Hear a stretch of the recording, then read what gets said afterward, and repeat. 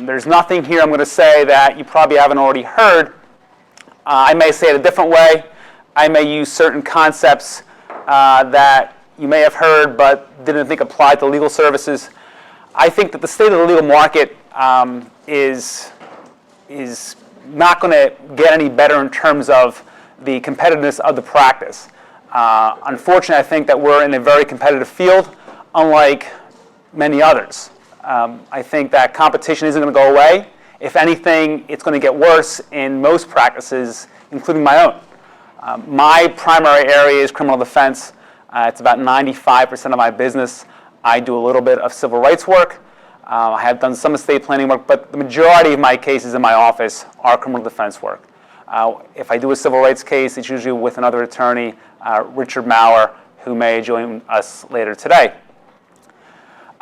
With regards to legal services, I think that the important thing to understand is that you have to constantly be looking to how to grow your practice. And with regards to growing your practice, I just want to thank our sponsors just for a few minutes, if I could. Minuteman Press, who's here, they were nice enough to help us with this event. 215 Media Solutions, who built my website. The first website I ever built was 7 years ago, and prior to that, they worked with my previous law firm, which they helped us there as well. Calcom Technologies, Isaiah Nathaniel, who runs my technology in my office, which again I'm going to speak about today, which I think is a very important part of your practice. And Robert Fung and Rabini Clothing, again, he's helped me as well as far as branding and finding out what works. So I do want to thank them. Effective marketing to me isn't just good for business. It's a part of the ethical rules as well. And obviously the theme of this talk today is ethically marketing your practice. And what you'll see is that the rules make sense from an ethical standpoint and from a business standpoint. So I think that if you're effectively marketing your practice, you are ethically marketing if you're doing it the right way. If you want to take shortcuts and find ways to bring in work that I believe don't fit with what I'm going to say here today, you probably are going outside the rules, and eventually it's going to hurt you either through just simply not getting work, getting the wrong kind of clients, or simply going outside the rules and running into a possible ethical issue later on. And that's not where you want to be. When I speak about marketing, I think sometimes people confuse marketing and sales. I think people use those words interchangeably, and even some of my colleagues have said, hey, you're the marketing guy, you're the sales guy, you're always selling. And that's just simply not correct. Marketing and sales, for anyone who's taken any business classes, you'll find that they're two different terms. And marketing supports sales, but what you'll find is that marketing provides the platform for sales. I think if you're effectively marketing your practice, the sales aspect, which is a part of all of our practices, doesn't become so tough. And I think if you're properly presenting your services, you can market yourself in such a way that you're doing it correctly, you're educating people, you're coming across as an educator, as an expert, even though you can't call yourself an expert according to the rules, but people see you as a source of influence in the legal market. And that's really what my goal is here today. I'm going to speak a lot about content today.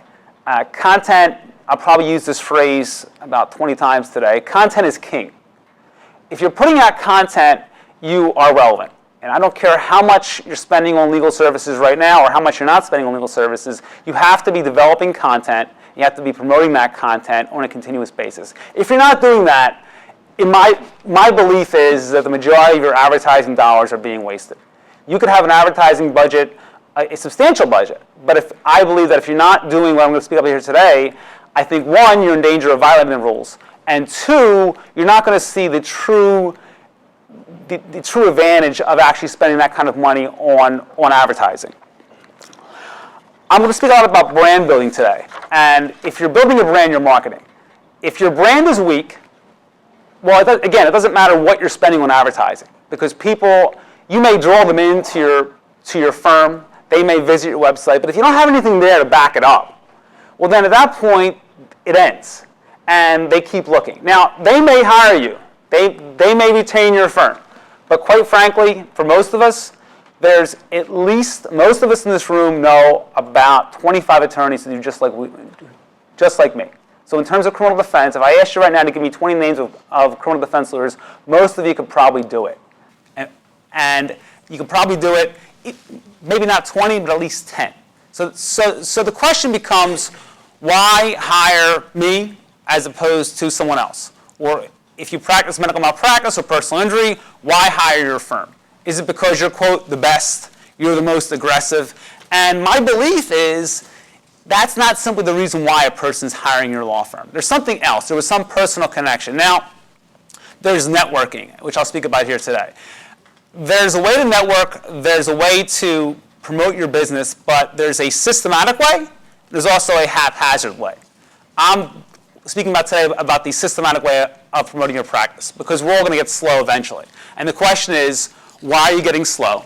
And most of us usually say, well, we don't know why we're slow, we're just slow. And I think that if you're approaching your marketing and your branding in a systematic way, when you are slow, at least you're going to know how to pull yourself out of it.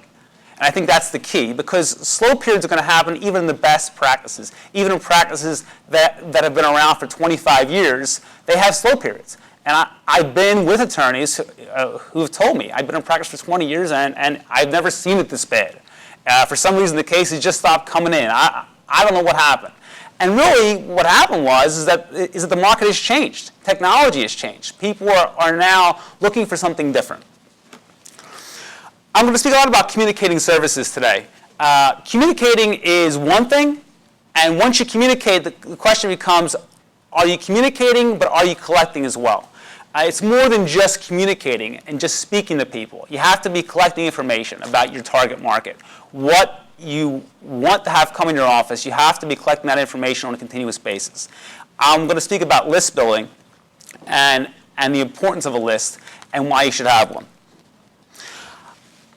Speaking of promoting your practice, I think one of the things that I often hear from attorneys is business cards. As far as cards are concerned, I never understood, I ask a person for a card, I don't have a card, I have to get more made. My practice doesn't work that way, just give me a call. And what I'm going to speak about today is that a business card is just really the tip of the iceberg in terms of marketing. It's just the initial contact. And if you're giving a card, what does that card say? What is that card's purpose? Is it just the card, one-way communication, or what are you trying to get at the end of the day? My belief, if I'm giving a person a card, my card, if you look at it right now, it has a call to action. And I'll speak about that later. But the point is I want the person I'm giving the card to do something. Visit my website, form a relationship with my office. And what I'll speak about later is the fact that you have to assume that most clients aren't going to hire you after one phone call, after one visit. They're going to shop around. And in my practice, perhaps it could be for price. In other practices, it could be for just a personal connection. But the point is people want more. And that business card, that's really just the tip of the iceberg in terms of forming that relationship. Rule 7.1 talks about communicating your services. And obviously, if you're communicating your services, if you're out there trying to form a relationship with potential clients, you're going to want to obviously keep everything from giving people a false impression, misleading. And again, this all goes back to content. What is your content saying? Your content, by the rules, has to be what it says it is. And again, there are rules behind what is considered misleading and false. And again, your content has to give people a sense of who you are, but also convey the fact that your practice is what it says it is. In terms of misleading statements, I think that's a good point to talk about the fact that what is your message saying? A lot of attorneys want to say, I'm aggressive. I settle cases. I win cases. I'm an animal in the courtroom, things like that. But the question is your marketing, is your content backing up those statements? Are you actually, when people read those words, when your advertisements, on your business cards, on your billboards, on advertisements in local newspapers? Is the content on your website backing that up? So if you're making the statement that you are aggressive, that you're an animal in the courtroom, that you are one of the finest attorneys in the city of Philadelphia, the question is your content supporting that? And if it's not, you have to really look at it and change something. Because again, if you're just putting words on your website that you're aggressive and there's nothing else there, well then people are left with shopping around and saying, well, why should I hire Gambone versus Smith? Gambone says he's aggressive, Smith says he's aggressive, Gambone says he has 10 years experience, Smith has 15, Gambone went to Temple, Smith went to Villanova. Again, it goes on and on and on. And if that's assuming that people are going to do that, most people probably aren't. They're going to say, you know what, I kind of liked Smith better. There's something about it. I don't know what it was, but Smith him and I just clicked. And really, I think if you're relying on that, what we used to say in the Army, you're wrong. It's simply wrong. It's wrong to think that way, because if you're relying on building your practice off of people happen to hire you because of some unexplainable reason, well, your business can't rely on that. You need something concrete to say, you know, that guy hired me because he's been on my marketing list for 3 years, and every month, you know, I've sent him something. And again, I'm going to speak about marketing your practice more and more as we go through this seminar. But I can't tell you how many clients have come to my office after 2 years of getting a newsletter, 2 years of getting emails, or they're vacationing down at the beach, and my newsletter happens to be stuffed in a pile of mail somewhere that one of their cousins brought down. I remember I used to give out to my some of my contacts in the area. I used to give out during the holidays bottles of wine with my label on it. And I was in the elevator one day, and the person in the elevator said, hey, you know, thanks for the bottle of wine. My aunt was over for Thanksgiving dinner, and she thought it was great. You know, she knows who you are. And I'm thinking, you know, has she hired me? Who's her aunt? Well, her aunt's a judge in Philadelphia. And so all throughout Thanksgiving dinner, she's looking at a label, my brand. Now, to me, that's a positive connection with that judge. I think that because obviously the person thought well enough of me to put the bottle of wine out. Now, granted, people may say, hey, that's a cheap marketing trick that you use. It's not. It's simply building your brand, a positive brand, because at that Thanksgiving table, for probably the next 10 to 15 minutes, well, he was speaking well of me, the owner of the home. The judge, who shall go nameless, was speaking well of me for 15 minutes. And everybody there was thinking, well, this guy Gambone, hey, you know what? I'm going to take some time to visit his website.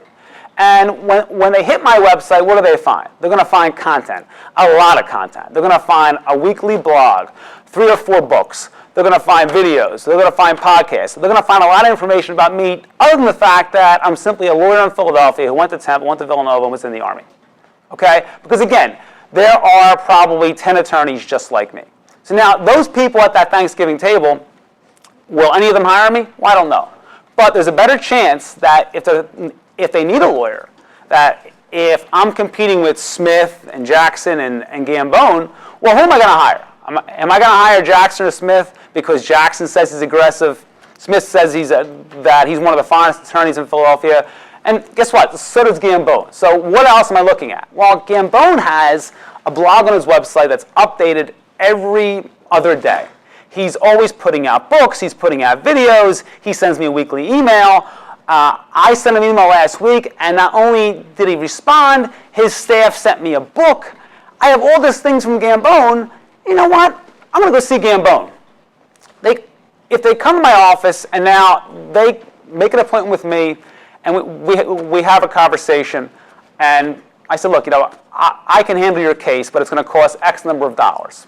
They go over to Jackson's office, and Jackson quotes less of a fee, because Jackson knows that for some reason they visited Gambone too, because for some reason the client may have told him that. The question becomes, now Jackson gets in a war with me about price. I don't change my price. My fees are what they are. because I'm confident enough to know that I'm not competing on price with this person who's going to speak to me. And I think that if you build your practice in such a way that people see you as the authority on your topic, most people aren't going to not hire a lawyer because of a few dollars. And when I say a few dollars, I think that we've all been in places in our life where we've paid more for services or products simply because we thought that product or service was just better for us. It had nothing to do with price.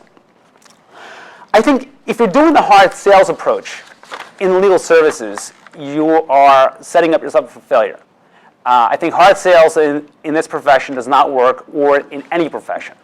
We aren't at Walmart. We aren't selling cheap items like apples or soft drinks. If the buy-in for our services it's oftentimes, at least in my practice, thousands of dollars. We're asking people to give us on average between $5,000 and $10,000. It's a substantial amount of money. Now look, if your practice doesn't work like that, if it works on a contingency fee, again, people believe when they come in your office that their case is worth something. And the question is, do they have enough faith in you to give you that? Even though maybe they're not paying for that service initially up front, they're believing that you can give them something, money. And the question is, why should they hire you versus somebody else? But again, and I believe it's because of your content. Everything, again, focusing on rule point 7.1, truthful statements. I think that if you're properly developing your content, if you're putting out there the fact that you're aggressive and that you're a good lawyer, it's easy to say that. Backing up is another story. I think that if you're promoting yourself as an aggressive person, you have to fit that part. Your website, everything that you put out in the market has to convey that. And people are always looking at you. It's funny that sometimes I speak to attorneys who speak about their practice like it's some kind of like chore or like a prison sentence. Oh yeah, I'm a lawyer. God, I hate it. If you're going to speak that way about your practice, you're never, in my opinion, never going to reach the potential that you can reach. I think people pick up on that very easily. And oftentimes, I think that a person doesn't want to hire a lawyer who looks disgusted.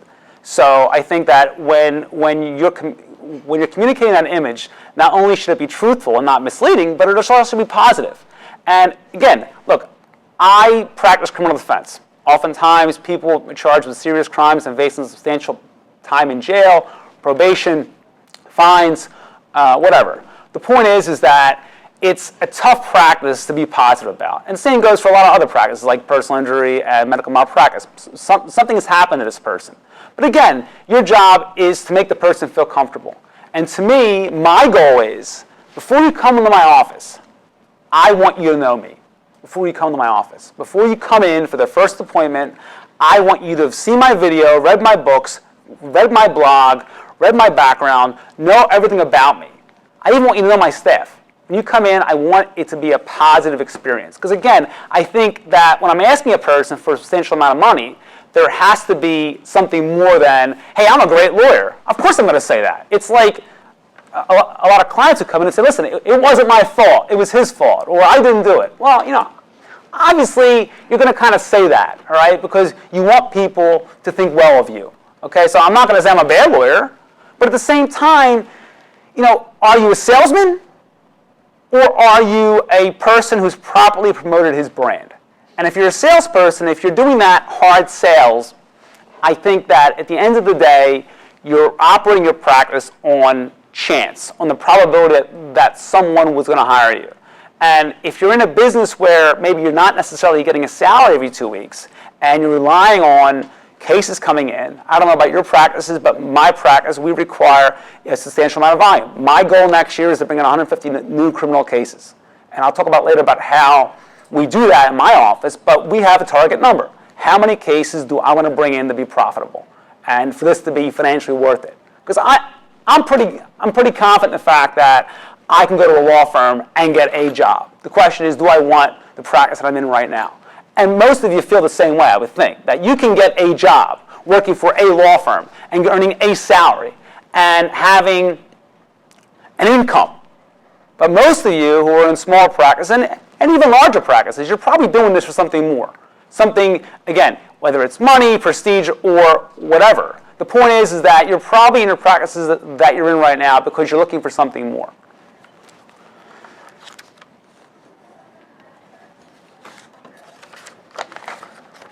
Disclaimers.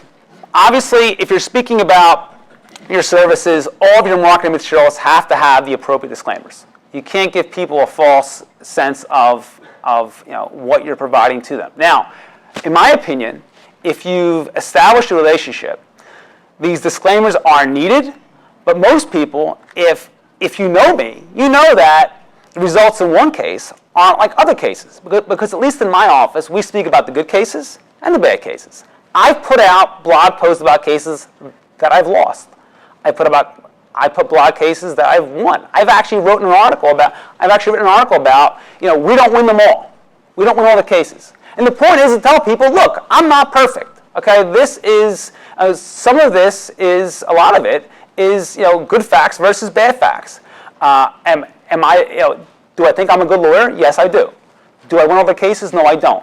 But again, my contacts, the people on my list, know that. And it's not because of one advertisement. It's because I've continuously marketed to these individuals over the course of time. I have a relationship.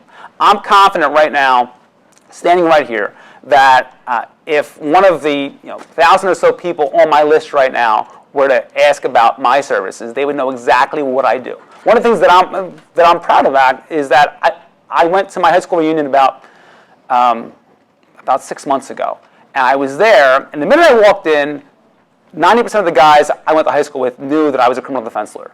Almost all of them knew. And why? Because they're all on my email list. They're all on my newsletter list. They all get my newsletter. They all get my emails. They all get my books. They all get my videos. They all get everything. Now, most of the guys that I went to high school with will probably never need a criminal lawyer.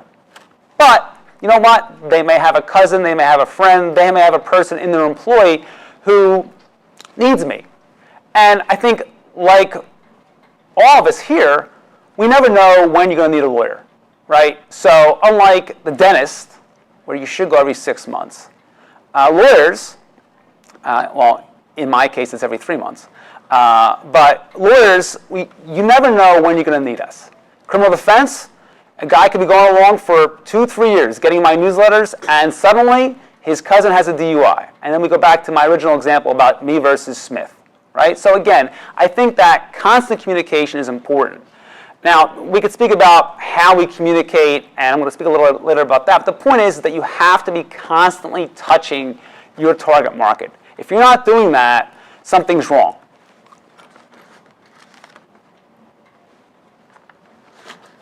So how are you communicating your services to the market? Okay, these are some examples. Websites, attorney directories, Facebook, LinkedIn, Google, blogs, email newsletters, I call them e-newsletters, and live chat. Websites. All these things here have to have a call to action, whether it be websites, Facebook, LinkedIn. You want people to do something. I call it a CTA, and that's a marketing term. I didn't invent it. But again, all of your marketing communication has to get people to do something, start a relationship. And oftentimes, I see ads on websites. First, I see websites with no content.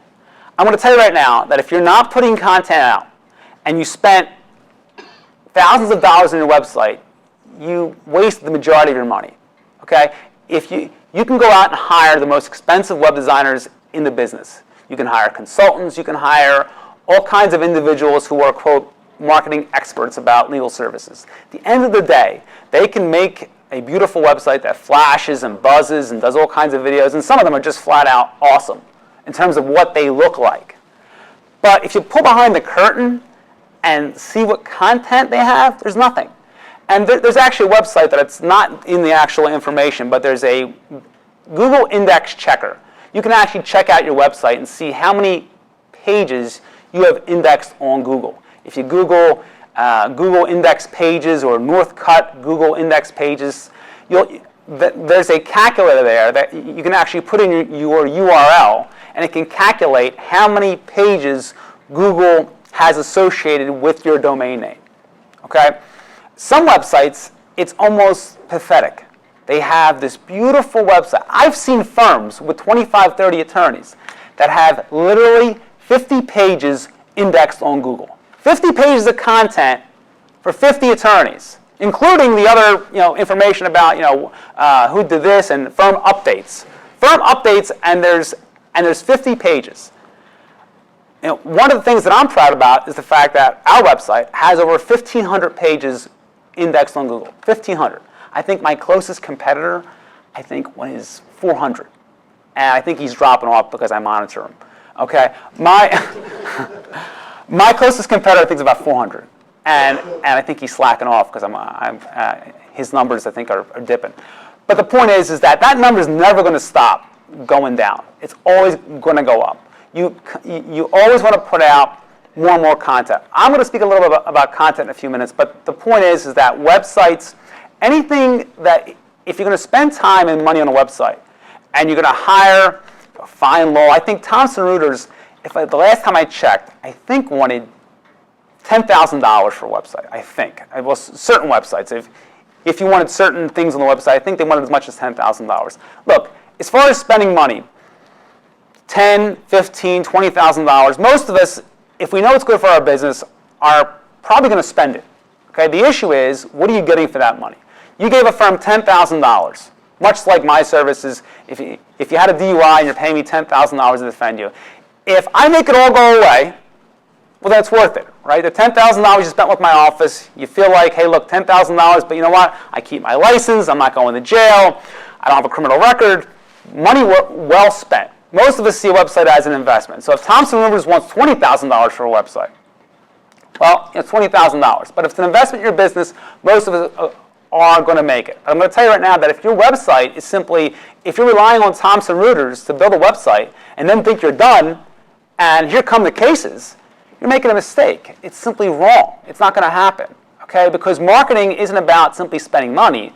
It's about sweat. You have to work. You have to actually put out the content. You have to put it out. Your associates have to put it out. Your paralegals have to put it out. Someone has to put it out in your firm, and everybody has to understand that it's important. My assistant knows that the blog posts that I write, that I dictate to her on our dictation software, are important. They're as important as the cases in my office, and I'm like a fanatic about it. Every piece of content that comes out of my office, I want to make sure that it projects us in a positive light. She knows that our list is important. If a person moves or they switch firms, I want to know it. So I want to follow that person. I want to minimize, or if not eliminate, mail coming back to my office. Because again, the person who was the personal injury attorney or the medical malpractice attorney or the family law attorney can possibly send me work at the end of the day. And most attorneys know other lawyers. And the question becomes, why send me a case? Now, if you're my brother Paul who's here today, well, we're family. He's going to send me work because we're friends. If you're, if Scott Tarpon, he might send me work because I've known him for 10 years. But a person who maybe I've only met a few times might need something more, probably will need something more. Profiles. Most attorneys have profiles of some sort. The question is, are you keeping it up to date? There's a website called Avvo. Who's familiar with Avvo? Okay. Avvo has 97% of the attorneys in the United States in a directory. So most of us should have an Avvo profile. Now, your Avvo profile, people, if you Google your name right now, there's a good chance on the first page of Google, your Avvo profile will come up. And I never understood why attorneys weren't keeping their Avvo profile active. Keep it updated. Put a picture. Don't leave it blank. What's worse is, all of us are going to have a bad client experience. Okay? If your practice deals with the public, you're going to have a bad experience with a client. And ultimately, a person's going to give you a bad review. It happens. I have very good reviews, and I have a few not so good ones. Okay? Now, there's a whole science on how you should handle that review, but and the worst thing to do is to actually engage the person in this back and forth. That's awful, but I'm not going to speak about that today. The point is that you have to have an up-to-date profile. Why? Because people are going to Google your name. They're going to look for you. Okay, so back to my example about Jackson and Gambone. You know, Gambone has an active profile, Jackson doesn't. What's worse is Jackson has no client reviews. Gambone has 40. And they're all, for the most part, pretty good. You know, they're all positive. And there's a difference between a profile client review and a client review on your website. Obviously, if it's on your website, you know, people aren't stupid.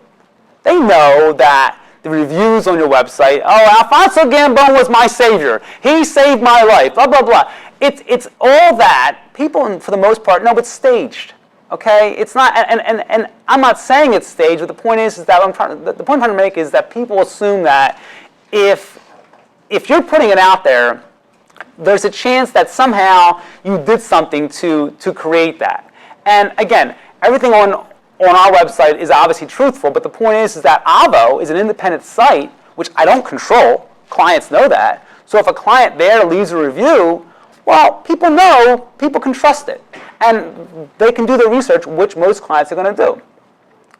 But again, speaking to the market as far as communication, you always want to push people back to your website. Get people to go to your website, do something.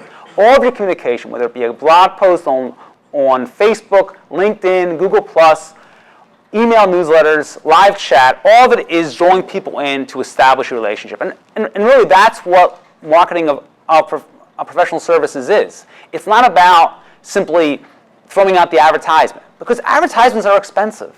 I mean, I was doing some research, and with your materials, everything I'm saying today is in your materials.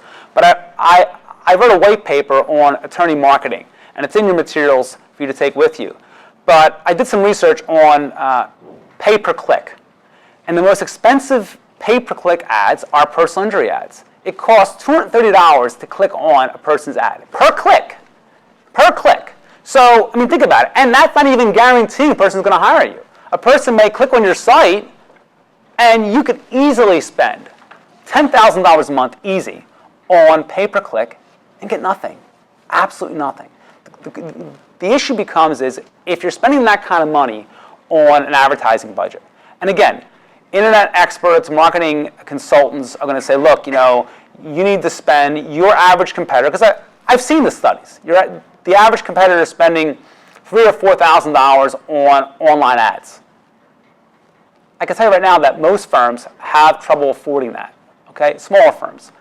If you're a larger firm, perhaps you're different. But even the larger firm, let's take a larger criminal defense firm, larger than mine, for example. They click on the larger firm site who's spending $230 a click for an ad, hypothetically speaking. They click on their site and they don't see any positive reviews. They see an empty profile, no content on the website. All they see is just a person who says that they're aggressive. Now look, they may hire that firm because perhaps the attorneys are more experienced.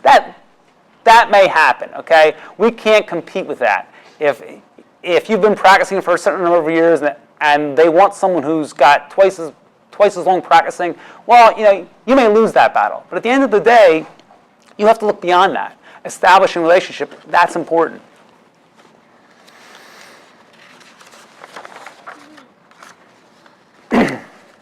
So there's a variety of ways to market your practice. This isn't exhaustive. There's traditional emails, there's newsletters, there's books. People often ask, how do I generate a book? Why do I generate a book? Again, it's all about setting up your practice in such a way that people see you as an expert, that people are going to want to hire you because they firmly believe that you can solve their problem. As far as creating content, in my opinion, the way you want to create content is through your blog. You should be reusing your content all the time. So, hypothetically speaking, I think that the average lawyer should be blogging on a continuous basis, at least one blog a week, at least one blog a week. Now, if you read some Google research, they'll say that Google will not pick up any blog post that's under 500 words. I don't believe that. I think that content is content. But if we go off that model, most of my blog posts on average about 500 words a week. Okay, if you do just that, you blog 500 words a week over the course of the year, you'll have approximately 55 pages of content at the end. That is plenty of content for newsletters, books, pamphlets, whatever you want. Okay, so your blog, by blogging, not only are you fulfilling your ethical responsibility of maintaining your practice, it's also helping to grow your practice. Because again, people want to see that you're actively engaged in the practice of law. They need to see more than the advertisement that says, I'm aggressive. And blogs, I can't tell you how many people, social media, who's on social media right now? Not who's watching social media right now, but who has a social media account? Okay, so most of us do. Okay, most of us read Facebook posting. Now, we don't read all of them. Frequently, we'll just scan them and kind of ignore it. But the point is that if you're blogging on a continuous basis, people recognize it. They recognize that, at least in my practice, well, Gambone, he does criminal defense. Gambone puts a lot out on drugs, guns, and DUI. He's got a book out on DUI, a book out on guns, a book on criminal defense. He even has a book out with his wife on estate planning and health. Okay? So the point is that we put out a lot, and people recognize it. But it all starts with those blogs. Because again, you want to create in the minds of the consumer that you are the authority. My goal in marketing, and it should be everyone's goal in this room if you're in private practice, is to be at the top of everyone's list. When it comes to hiring a lawyer, they should think of your name first. So my goal, if they think of criminal defense, drugs, guns, and DUI, I want them to think about my name, number one. Okay, first on the list. Now, they may not hire me initially, but again, I want to be in the conversation.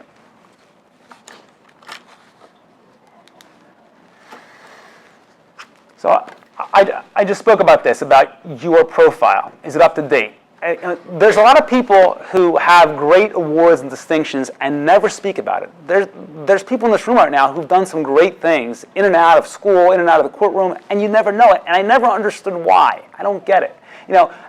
Things like finishing law review or writing a law review, all these things are important. And again, it's not enough just to say it. I mean, frequently I'll see attorney profiles that'll say, I graduated summa cum laude, I was law review, I was this, I was that, I was moot court. And look, I'm not downplaying any of these accomplishments. They are accomplishments. My whole point is speak about them. Not in an annoying way, not in a pompous or arrogant way, but tell people. And people should know that you went to Temple, you were on law review, you went to Yale, you went to Penn. Again, all these things are important. And again, it's important to tell people in such a way that you're educating people on who you are. You're not selling. If the advertisement says, I'm aggressive, I want you to hire me, I win cases, it's simply not enough. I think that if you're operating your practice on that, you're just kind of playing the numbers. You're just assuming that, I'll get hired. My business is through word of mouth. People are going to speak about me. Are they really going to speak about you? Are you that confident? And if they speak about you, what are they saying? Are they saying, Alfonso Gambone, he lives in Philadelphia, he has a couple kids. I think he does criminal defense. I'm not exactly sure. I don't want that conversation. I don't want them to speak of me like that. I want them to say, Alfonso Gambone, hey, he's a nice guy. I'm always getting his stuff, his emails, his newsletters. He's always updating something. And it's important because, again, people are going to have a situation eventually where they're going to need your services. Maybe not now, maybe not 6 months from now, maybe not a year, but eventually it's going to happen.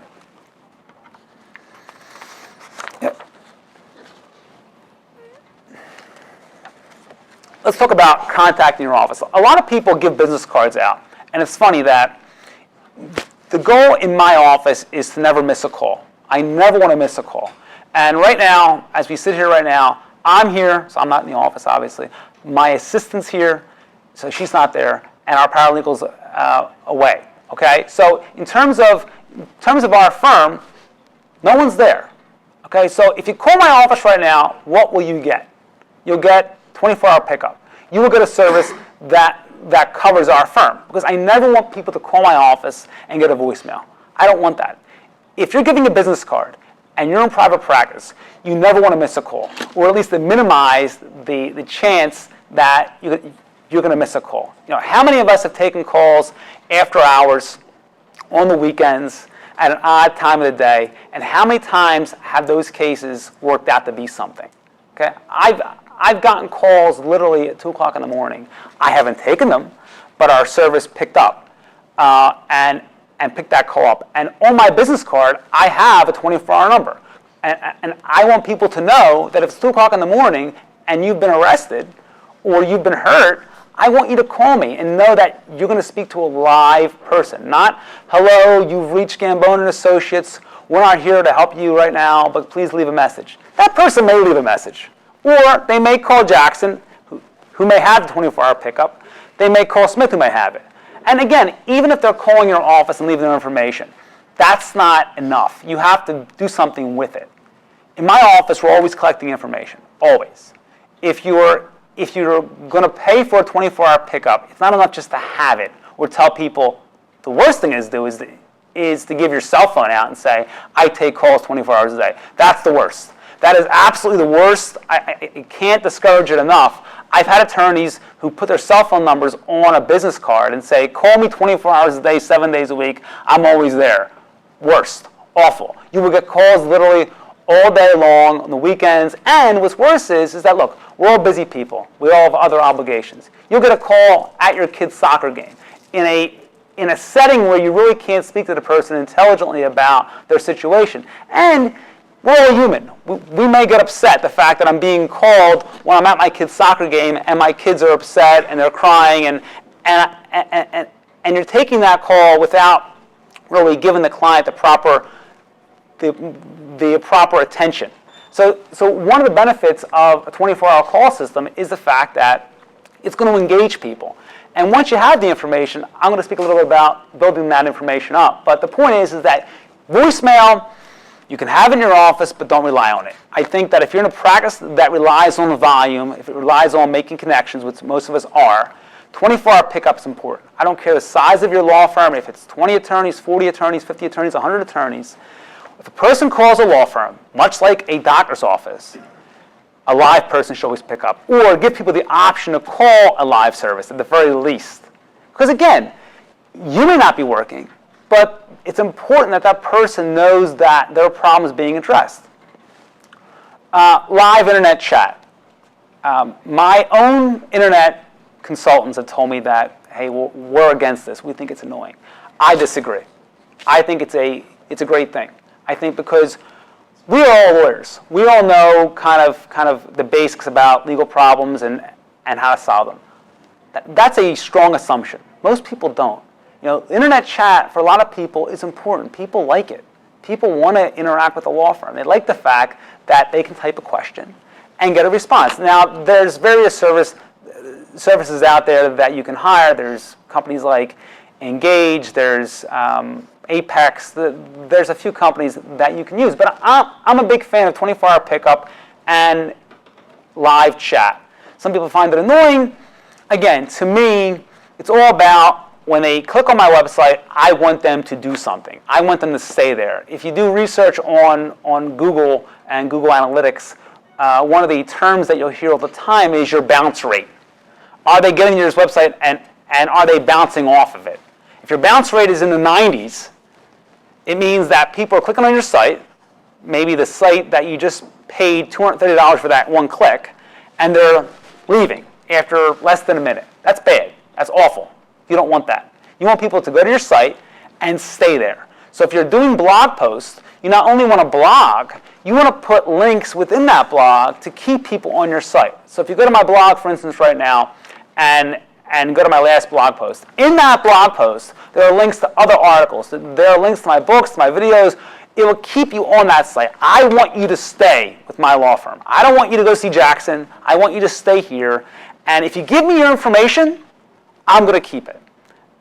As far as marketing, my theory on marketing is, and I'm going to speak a little bit about permissive marketing versus interruption marketing. My theory on marketing is that if a person is giving their information to me, I'm going to market to them until they tell me to stop. Until you opt out, you will get my information until the day you die. And I won't stop. Okay, so I'll speak a little bit about numbers later, but if you if you give me your email address, if you give me your address, if you give me your information, I'm going to use it, and I'm going to market to you forever. You will get my books, you will get my newsletters, you will get everything. Not in an annoying way, hopefully. And again, I think that I've set up my practice in such a way that it's not annoying. It's educational, and I think that I do provide value. And again, advertising is one thing, but it's advertising with value. Give people something more than just telling people, shouting at them, I'm the best attorney in the city of Philadelphia. You want to give people value. Give people information. Be more than just the salesperson on the street. Be the educator.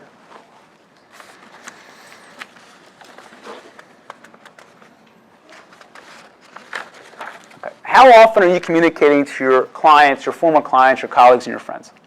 Okay. Most people, when I speak about a list, what do they think of? They think of a holiday card list. They think of the firm announcements. We just have a new partner, we have a new associate, he's great, he's wonderful, hire him. Most people think that way. Most people think that I'm going to reach out to my list once a year to send out a holiday card, thanks for being, positive this year, and thanks for sending your business, we really appreciate it. It's not enough. The goal at my office is to touch all of my clients, former clients, and prospective clients, and sources of influence 165 times a year. My goal is 165 times a year. So if the average lawyer is connecting once or twice, I'm way past what anyone's doing. And that's the goal, I think, that is reachable and can be done in a way that's not annoying. Okay, so a weekly email on a Friday, which most of you may have received from me today, comes every Friday about 7:45 or so. It comes in, and it's an update. Okay, my weekly Facebook blogs and LinkedIn posts, they come probably 2 or 3 days a week. My books, my newsletters. If I've met you on the street and you're a lawyer, you're a doctor, you're a CPA, you're a baker, you're a candlestick maker, I'm going to send you my books, all of them, because the $10 it cost me to send you that, if it cost me $10, $20, whatever it costs, you potentially represent a lifetime of cases for me. And to me, I want to be around professionals who are sources of influence. So to me, other lawyers are great, so are doctors, so are personal trainers. People who touch people. I think it's important. So your list just doesn't mean your clients. It means people in your community. And again, I'm not talking about going out and just picking out people random. These are people you've actually met. And that's when we get into networking and like community building. But the point is that you want to have some kind of connection. Don't just look up attorneys and say, listen, I'm going to send this personal injury firm a whole bunch of my things. I think that's annoying. I think personally, when I get a solicitation from a law firm or any company, any company, and I've never met the person, I find it somewhat unprofessional. I do.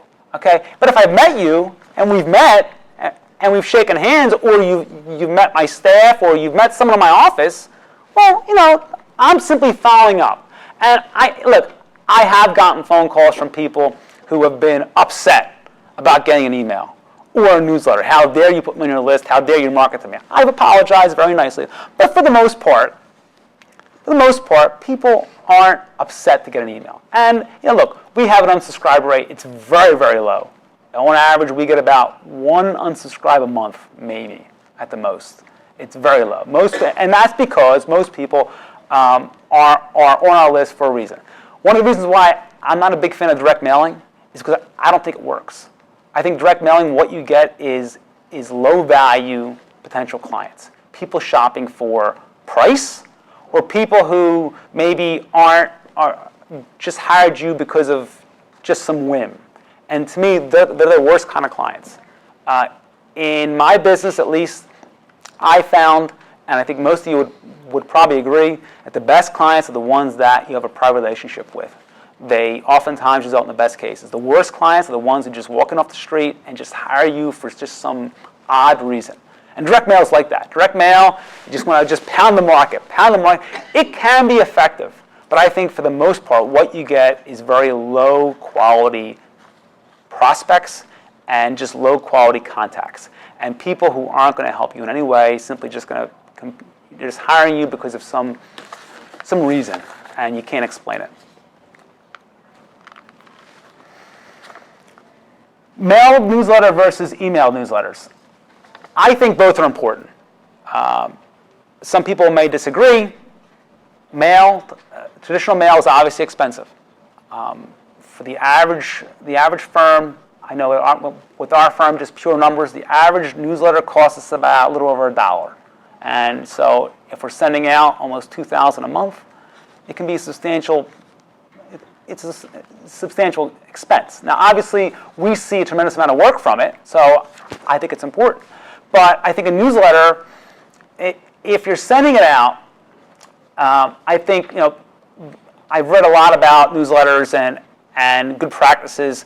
One of the books that I'm giving you today, an attorney in Fairfax, Virginia, Ben Glass, he wrote a book called Renegade Marketing. He couldn't be here today. I've actually gone to a lot of his conferences. He's a real nice guy in Virginia. Every year he has a summit, he calls it a summit, in Virginia. About 300 attorneys across the country go, and he speaks about marketing practices. And him and I have a good relationship, so he sent me 30 copies of his book for all of you. But his conference there, he recommends every month. I believe that every 2 months is just fine. I think though you should send one out more than just a quarter. I think every quarter is not enough, but I think every 2 months, that's a good number. People are going to read it, and I'm a big fan of in terms of your newsletter, putting other people in it, not just lawyers, other professionals, doctors, personal trainers, people who touch other people, and don't charge them. Okay, it doesn't make. I never understood that. People who want money to advertise services in a law firm's newsletter. And again, you're not doing it in a pushy way. But what you're going to get back in terms of that person's connection with you and that person referring you work is more going to pay than the few $100s you charge them to advertise in your low circulation newsletter. Okay, so I'm a big fan of reaching out to other lawyers. People think I'm odd the fact that I put other attorneys in my newsletter and say call them. No, in fact, I tell lawyers in most of my communication, if you have an article, give me it. I'll publish it, no problem. Again, I want people to put their contact information in my newsletter. And again, I'm not asking for a fee. Obviously, I want you to think well of me. And the same goes for the accountant and the doctor. I want you to think well of me. And it's not some sales job. I want you to really understand the time that I've taken with my practice and how much I care about it. Finally, newsletters should have a call to action. It's an offline source, but you should be driving traffic online. So everything you do should be directing people to do something. In the white paper that I wrote, that's a part of your materials, I'm always talking about calls to action, getting people to actually go online, download the book, establish a connection. I want you to form this relationship with me. I want you to email me. Email newsletters, the major advantage is that they're free. MailChimp is free. Now, there is a paid service that you can pay for that gives you some more options that we use. It gives you things like drip campaigns, which I'll get into maybe later. But the point is that they're free. But again, the same principles apply. Calls to actions, getting people to do something. How often and why? I think weekly. I used to think monthly, but weekly I think is a good number. It's not annoying. It's every week. I mean, again, we've all signed up for things. We've all gotten emails from car companies are notorious. You buy a new car, they follow up every once in a while. Hey, how's the car? Legal service is the same way. So we've come to the end of our first hour. I want to take a little break, 15-minute break, and then we'll get into our second hour. Okay? Thank you. So let's get started. I was talking about emails and newsletters. Don't forget videos. Videos are important. YouTube is actually one of the most utilized search engines now. I heard it was second, but I guess I was wrong. I think Bing is second now, but Google also owns YouTube. And Google is obviously the market leader in search engine, but a lot of us do use videos to learn how to do things. I know I did. I know that last week our Keurig machine was clogged, and I actually watched a YouTube video on like how to fix it. And it actually worked, believe it or not. They showed me how to fix it with the paperclip. So it was the most interesting video that I've watched in a long time. But the point is that you should be using video. And video can be hard. One of the advantages of using a professional company like Calcom, one of our sponsors, is the fact that they can edit it. And I mean, if you're confident enough to do a video with the webcam in your office, that's fine. But I think that most of us aren't professional speakers, or at least have trouble with it. At least I do. I need for it to be edited sometimes, and I think that's important. So a professional editing company, again, it's all about looking professional and giving a positive experience. If you're doing a live chat from your office, it can look bad sometimes. A lot of times it can look bad. I mean, some people do this kind of hard and real video. It works for them. I think that for legal services, much like medical service, people want to see a certain image, and I think it's important to get it professionally done. It obviously costs more money, but I think it's money well spent. Even though it's video, even though that you're not putting words on paper, you still should have a CTA, a call to action. I think your videos should tell people to do something, or ask people to do something rather. But it's important to direct people back to your website. I think that your website forms the foundation for a lot of, or almost all of your marketing messaging. If you're spending money on a website, you want to use it properly. Don't just simply spend money for an internet consultant and give whoever. You can obviously use who I use, 215 Media Solutions. They've been doing my site for 7 years, and they've done a great job. But again, whoever you use, whether it be them or someone else, you have to work with them. Okay, marketing is like working out. It's the same concept. If you work out once a month, it's not really worth it, right?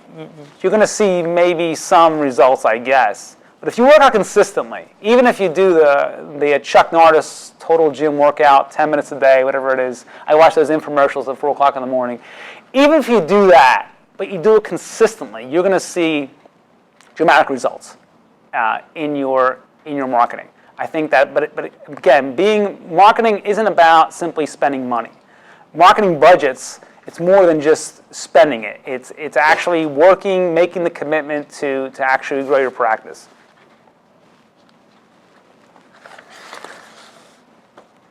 Keeping copies of what you use.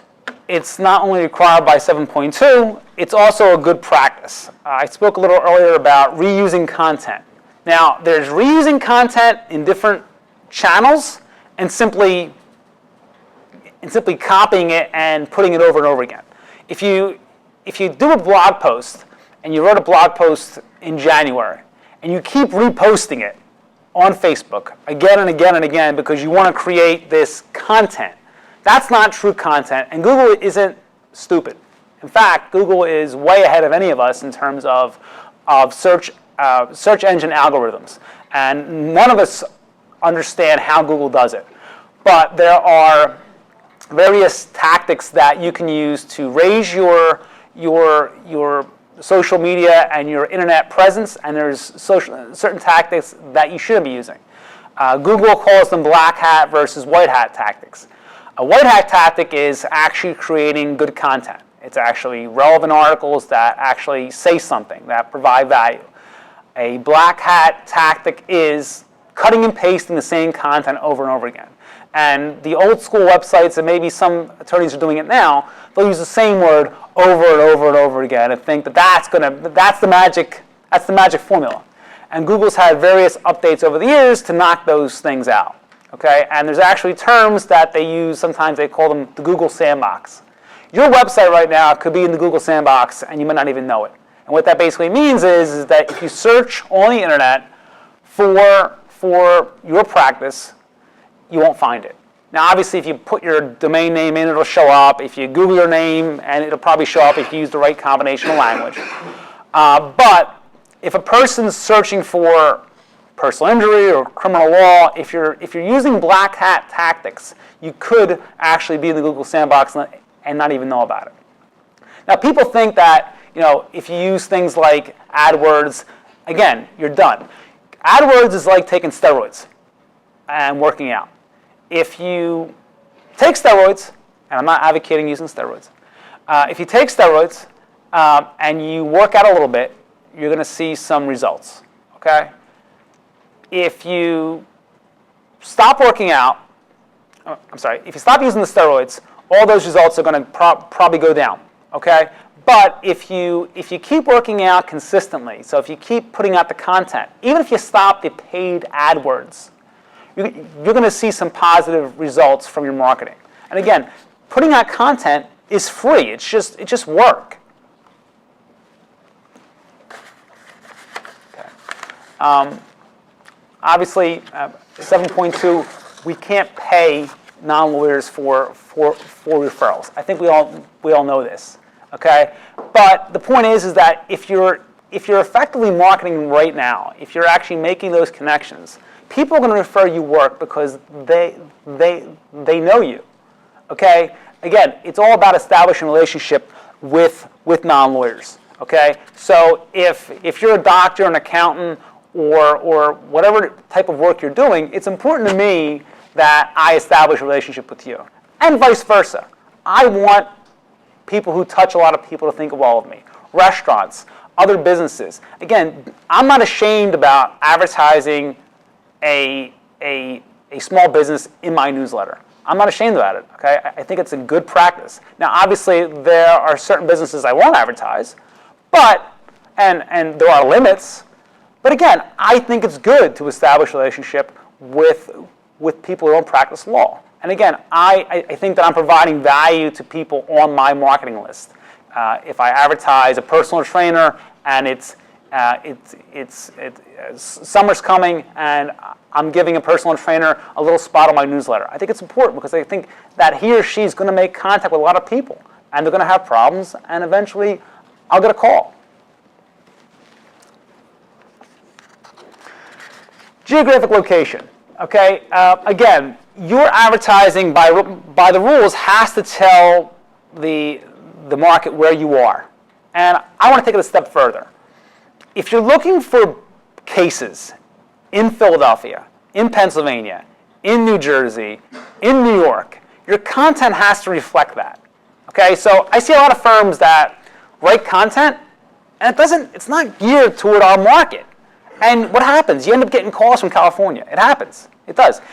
If you write content on criminal law in general and talk about something that happened in California or something that happened in the Midwest, hey, those are all good issues. But the question is that going to draw anyone in from your target market? You really don't want calls from California. And I've gotten calls from as far as Los Angeles.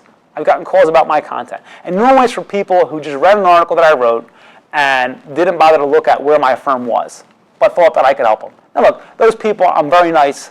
I tell them simply that I don't practice in California. If I know someone in that area from my military background, I will make a referral out there. But again, your content not only has to disclose where your practice is according to the rules, it's a good business practice. If you're in Philadelphia and you want cases in Philadelphia or southeastern Pennsylvania, you want to write on issues that are going to intrigue those people. And you not only want to mention the fact that you're in Philadelphia, but you want to do it in a way that's not pushy or it's not salesy. It's educational. Now, again, be careful with this. Don't write an article and simply write Philadelphia 50 times throughout it because Google knows what you're trying to do. Google knows that you're trying to game the system, and hopefully, what's going to happen is that, well, what you're hopefully thinking is that I'm going to get to the top because my article has Philadelphia mentioned 50 times, and Jones over there has Philadelphia mentioned once. It doesn't work that way. Google knows where your practice is. How they know, I don't know. But the point is that they know. Okay? So not only mention where your practice is, but write content, good content, that's relevant for your geographic area. Okay, so what is good content? Again, content is king. I'm a big fan of writing my own content. I don't outsource it. There are companies out there that can write content for you. A lot of attorneys want to use writers. Okay, I've been to conferences where people tell me I use writers. I don't write my own stuff. I'm too busy. Now, I have a kind of a system of writing my own content that I think is useful and valuable to me. Your content, number one, has to be research relevant. Grammar does count. I work off the 500-word minimum, and I talked about the Google Sandbox a little earlier. And the point is that you want it to be value-added content. You can hire a writer, but in my opinion, no one knows your practice better than you do. Okay, and what I do in my own work is that we're always dealing with a case. All of us have cases, and in those cases, there's always an issue. Always. Okay, there's always something. And whatever issue I'm looking at, I'm going to blog on it. So if I'm in my criminal defense practice, if I'm dealing with a traffic stop and I'm looking at an illegal search and seizure, and I said, this is a really good issue, I'm going to blog about it. And over the course of the week, all of us can find one or two issues that are relevant to our market. And those should be the topic that you blog on. Those should be the articles that you're producing. That should be the content that you're producing. And at the end of the year, books, newsletters, pamphlets, you'll have plenty of content just from your blog. Now, obviously, taking time to edit it takes time. To me, writing is easy. Okay, it's the editing that's the hard part. Okay, and any service that says that we can create a book for you in an hour is lying. Don't trust it. I'm personally very, very proud of my books. I am. I'm proud of the fact that I think that they're well written. Well, that they're well edited. Okay, I've written them, and I've actually paid people to edit my work. Okay, and I think it's important because when another lawyer, especially, gets my book, I want them to find value in it. I don't want to produce a book that took me an hour. It's obviously not even a book. It's obviously just one big advertisement. I've seen quote books from lawyers, and it's an advertisement. It's not a book. It's an advertisement. Every page, it just talks about how great of a firm we are. Produce a real book, a book that you're actually proud of. And it does pay dividends. People do, even if they don't read it, they'll skim through it. It may answer a question. It's important. And for the purpose of content on and offline, how are people searching online? A lot of people are typing questions. They're not typing in personal injury lawyer, Philadelphia, Center City. They're not doing that. They're typing in, I was just injured in a car accident, what do I do? Okay? And if your content answers that question, guess what? You're at the top of Google. You're there. Okay? And you might not even get paid for it. So the firm that spent $20,000 on Google Ads last month might be ranked below you because, simply put, you have more content about that question. Don't assume people are going to just, type in criminal defense lawyer, Center City, Philadelphia. Because guess what? Most people aren't going to do that. Most people are going to like me. I mean, when I'm searching for something online, I'm typing a question in, or I'm kind of using the words. Now, look, I have maybe more experience than the average individual in terms of research and writing. But most of us, like my Keurig machine. My Keurig was broke. So I really didn't want to buy a new one because I want to spend the money. But I Googled, my Keurig's broke, or Keurig is broken or something, or it's not brewing properly. And I got a bunch of blog posts. That's all I got. And I got some guy's video who didn't pay any money for that. He just put it out there, and I read it. And guess what? If he was selling Keurigs and I couldn't fix my Keurig, I'm probably going to hire him. Because to me, I have a relationship with him. Rather than going to Target, who just spent $1 million on Keurig ads, I'm probably going to hire Jones. Because him and I kind of hit it off. Now look, I'm making an assumption here and there. But the point is that our services, there is a personal connection. It's more than just spending money.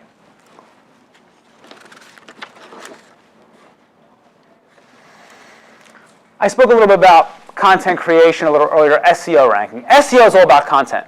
It's all about content. Google index pages. I would encourage everyone just to go, when you leave here today, look up how many index pages you have. If you send me an email, I can send you a link to a website that can actually give you a number of how many index pages that you have. It may be shocking. I've talked to firms literally that have nothing. They have 36 pages. One of my competitors, he was shocked. We were talking about advertising, and he was spending substantially more than I was spending. And I said, Tim, you have 36 pages on Google. 36 pages. 36. Well, how many do you have? I said, I have 1,500.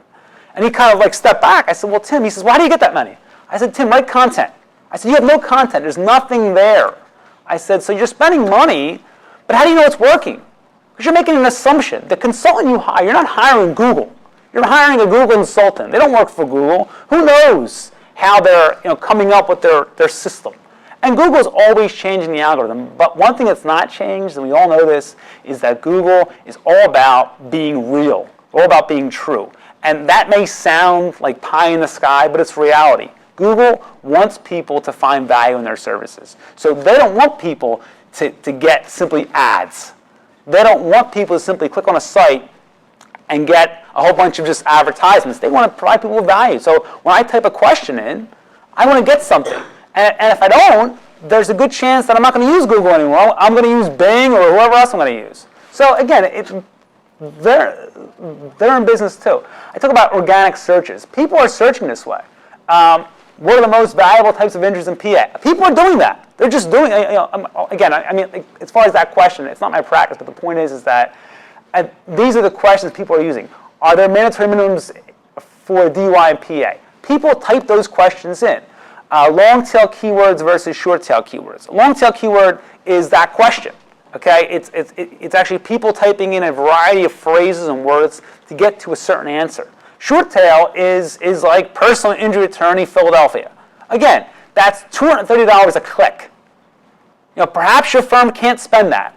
Okay, a lot of firms can't. I know for a fact that a lot of criminal defense firms can't afford to spend the $150 per click for top criminal defense attorney in Philadelphia. No, look, there are people out there who are going to type that in. But you know what? There are plenty of clients out there who are not going to do that. And plenty of clients who are going to spend time researching. In fact, those are the clients you actually want as opposed to the guy who just wants just some random search. Again, online forms of advertising. We have a variety. Blogs, Facebook advertisements, LinkedIn posts. All these, though, it's an example of reusing content. Everything generates down from your blog. So if you blog, you should be reposting on Facebook. So if it's on your website, it should go on Facebook, it should go on LinkedIn, it should appear in your newsletter. Everything should revert back to your blog. Everything. If you write a piece of content, you never want to waste it. It's got to go someplace else. Okay? And what you want to put is not the content on Facebook, you want the actual link. Because again, you want them to click on your Facebook page and then go to your firm's website, not stay on Facebook and keep scrolling. Because Facebook, most of us, what do? We kind of go through the Facebook feed. Okay, nothing's happening here. There's some dancing cats over here. We're going to keep moving. Okay? I want you to go from Facebook and come to my website and stay there, for a reasonable period of time. And when you're there, what's going to happen? A live chat's going to show up. Okay? I'm going to put on there calls to action everywhere. Sign up for my newsletter. Get my books. Watch my videos. Do something. Do something because, again, if you do something and I establish a relationship, eventually you're going to have a problem that I can solve. In terms of a list, again, your list should be developed constantly. Okay, you should always be focused on building that list up. All of your marketing messaging has to be focused on building a list. If you're not building a list, I don't know what you're doing. I really don't. I have people who just market to just advertise. It's not. I don't want to say that you're wasting everything, but I firmly believe that if you're just paying for even a small time advertisement in a local paper, could run you as much as $1,000 a week. Okay, if you're going to spend $50,000 a year on paper advertising, and you can't tell me if people are actually looking at it because you're not tracking the results, and if people do call your office, your assistant or even you are getting the information and simply saying, you know what, I spoke to Bob. Bob said, you know what, I'll call you later. And I always ask people, I said, when a person calls your office, what happens? Is there an intake? Who has a formal intake in their office? Is there a formal intake process? A formal intake process. Anybody? Okay, so one. Okay, so when, in my office, if you call my office right now, I'm assuming you're not going to hire me. First conversation. It's almost like assumed. If you call my office through, because you got an email from me or a person referred you, I'm almost assuming that you're not going to hire me. I'm assuming that you're going to call me, Jackson, Smith, and Fishman. Okay? So I'm going to hire you're going to research. Okay? But how are we different? Well, we take your information. We get your email address, your phone number, your address, and your address and your email goes into our CRM. It goes in there, and it stays in there. And whether you hire me or not, I am going to market to you now until the end of time, until you tell me to stop. Because what's going to happen if you do hire Jackson, or you do hire Smith? Maybe you're happy with Smith, and he does a great job. That's great. But maybe you're not, and you fire Smith. Well, then who's next up? Gambone. Okay? So, legal problems, it's like going to the dentist or the doctor. Nobody wants to go. I hate going to the dentist. I go every 3 months, and I hate going. And whenever I'm there, my dentist is a great marketer. Okay? When I'm in the office, what does he say? Well, you need this, you need that. And not only that, he follows up. So I've been with that dentist for 8 years, and I'm always getting communication from him about things, about information. Okay? And that's important because, again, when it comes to competition, we're all in a very competitive field. We have to be different somehow. And if a person's calling your office and you're not maintaining that information and you're simply getting it and just putting it on a Post-it note and just filing it somewhere, you not only wasted your time, you wasted your money on the advertisement. I don't care if they hire you or not. Take that information, maintain the information. Now, look, if they call your office outraged that you had the gall to actually send them something, which I don't think is going to happen, but most people are going to be receptive and actually probably thank you for just sending you something for free. And I don't have a problem with sending a person a free report or a book. It's important. Offline advertising, physical items, what is the point of it? When you come to my office, whether you hire me or not, whether you hire our office or not, you will get a book, you will get a newsletter, you'll even get something for the back of your phone, which I have, and it has our number, 24-hour number in the back. Okay, and people like it. Okay, and it doesn't matter if they hire me or not, because a lot of people do come in and say, you know what, I have to think about it. Okay, think about it. And I don't do the hard sales approach, and I don't compete on price. If you tell me, well, Smith down the street said he was going to charge me, $5,000, and you want $10,000, I'm going to say, okay, listen, I hope that you're happy with Attorney Smith, and I wish you well. I'm not going to engage in this price cutting. I'm not going to do it because I think it's unprofessional, and I think it makes us look like simply salesmen and bad salespeople. Okay? So again, if you want to walk away, that's perfectly fine. I believe that most people aren't going to hire or fire an attorney just because of the price. Most good clients aren't going to do that. It's something more. And again, your offline advertising, one of the benefits of it is it drives people online. Most people all people for the most part have smartphones now and tablets. Your website, it's important that it be responsive, that if you search online, we've researched our numbers, 70% of our traffic comes from mobile devices.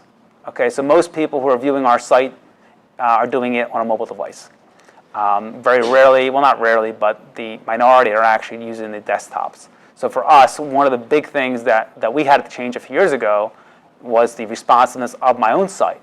And I've seen large firms with much more resources than I have a non-responsive site. It's a site that looks the same on a desktop and your mobile device. It's wrong. It's wrong. Not only should it be responsive, it should be easy to contact your firm And when they contact your firm, there should be an intake, there should be a follow-up, and the follow-up isn't a phone call from one of your lawyers saying, hey, hire us. It's, hey, I want to send you out our free report. Just send you some information. And again, I believe that if you're doing that, eventually people will come back to you. Okay, offline advertising. I mean, the list goes on and on. Very recently, I've gotten in the radio. I think it's a good way to get your message out there. But again, the radio advertisements that I'm doing now have a call to action. I'm never simply selling myself as the best attorney in the city of Philadelphia. It's always, always, always, I want to give you something. I want to give you something for nothing. It's not, and again, a lot of people, I think it's the free consultation. Coming now for a free consultation. That's everybody's call to action in the legal market, and that's wrong. Absolutely wrong. Okay? The free consultation, it's almost expected. No one's charging for consultations. Okay? It's free. Okay? Again, that does nothing for people. People almost assume it's going to happen. The difference is that when you come to my office, you get a free report, you get a book, you get something. I'm giving you something. And I'm not asking for anything in return. Community events. A lot of firms now are doing community events. And there's, in my opinion, there's a way to do one and a way not to do one. The way not to do it is simply just to put your advertisement on a banner of some sort and saying, hey, our firm is supporting this. That's great. It's wonderful. It gets your name out there. But a lot of firms are simply putting their phone number and they're forgetting about it. At these events, give people something. And don't give people an advertisement that says, hey, we're the best attorneys in the city of Philadelphia. Give them a book. Give them a free report. Give them a white paper. It costs you nothing to produce it. Now look, you can get more complicated in terms of your actual presentation. I mean, in terms of my books, I produced 4 books over the course of 3 or 4 years. Okay. Now, 3 out of the 4 books that I produced have been through, I've written them, and I've actually hired editors to actually write them, to actually edit them. Okay. And one of the books I produced myself and had a local printer just print it for me. Okay. So in terms of the actual output, there are various ways that you can produce one. Some cost more than others. Obviously, if you're going to pay for a professional company to actually help you edit it, you're going to pay for it. And but if you do everything on your own, it's going to cost you less. Now, my theory on books is, at the end of the day, it has to look professional. Don't simply put something out that looks unprofessional. And again, be proud of the work that you're putting out. As far as formats, again, it's a variety of formats. But again, go beyond simply selling people something. Give people value and establish a relationship.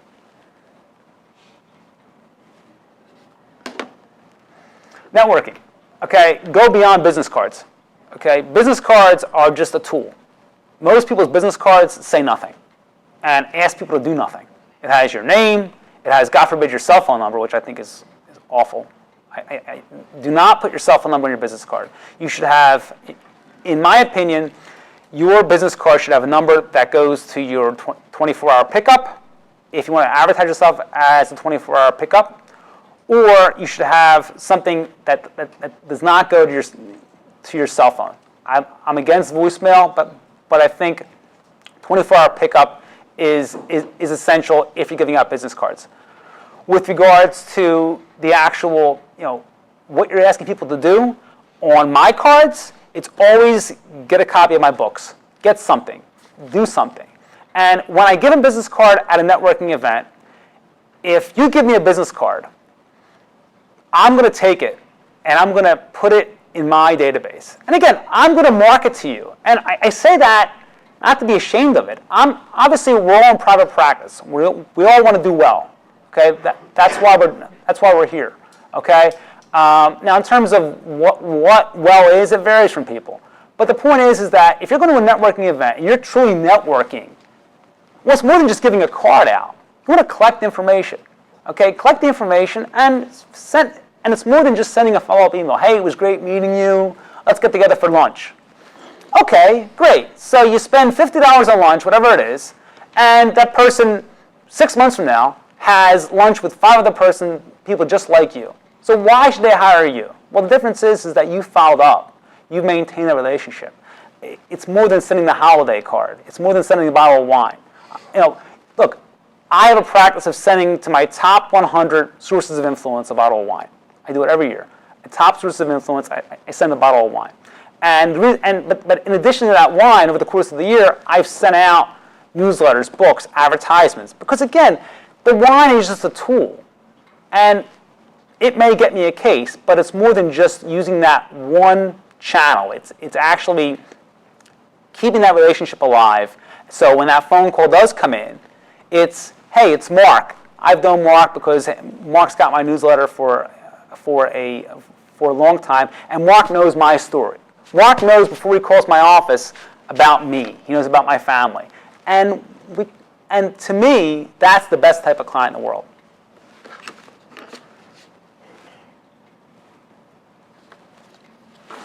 I talk about collect and maintain data.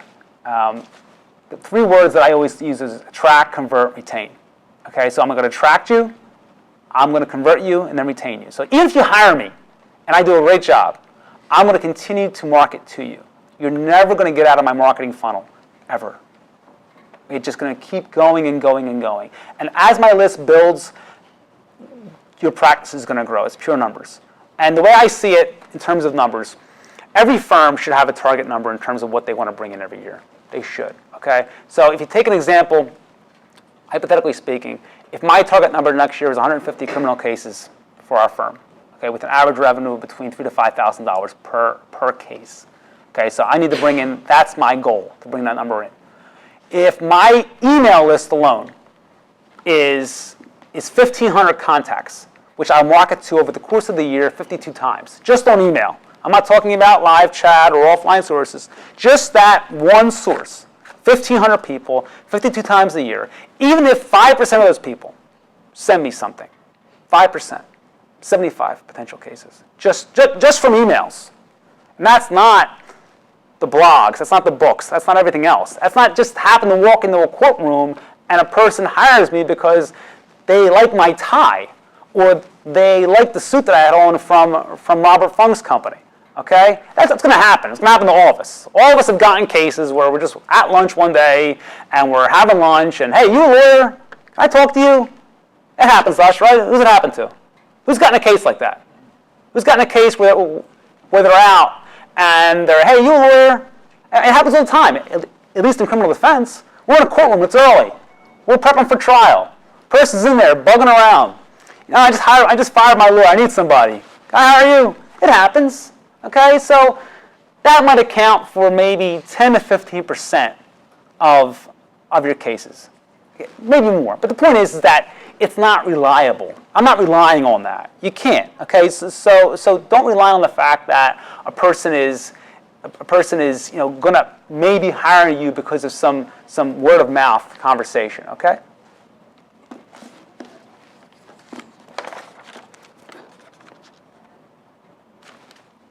Sorry.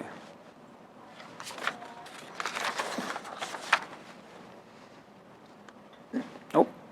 No, I did it. I would touch that, but I don't know how to fix it. Does anybody? Okay. I'm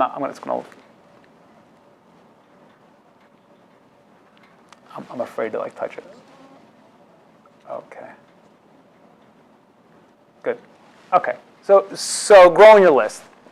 We're all going to get slow, okay? We're all going to get slow over the course of the year. It's going to happen to all of us. The question is, what do you do about it?